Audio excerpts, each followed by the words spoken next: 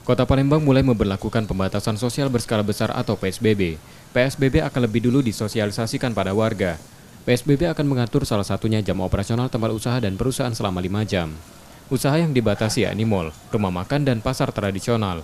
Manajemen perusahaan juga diminta mengedepankan protokol kesehatan selama PSBB. Sebelumnya Pemkot Palembang telah membuat instruksi wali kota. Kebijakan tersebut diantaranya meliburkan sekolah, himbauan bekerja dan beribadah di rumah, penggunaan masker, dan larangan berkumpul. Mungkin jamnya yang kita batasi hanya 5 jam.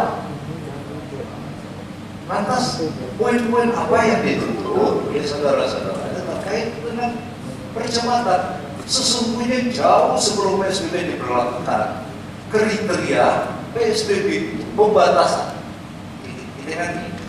Pembatasan sosial berskala besar. Ini sudah kita lakukan pembatasan ini di Palembang. Nah mungkin kira-kira resminya PSBB. Akan ada sanksi bagi yang melanggar PSBB.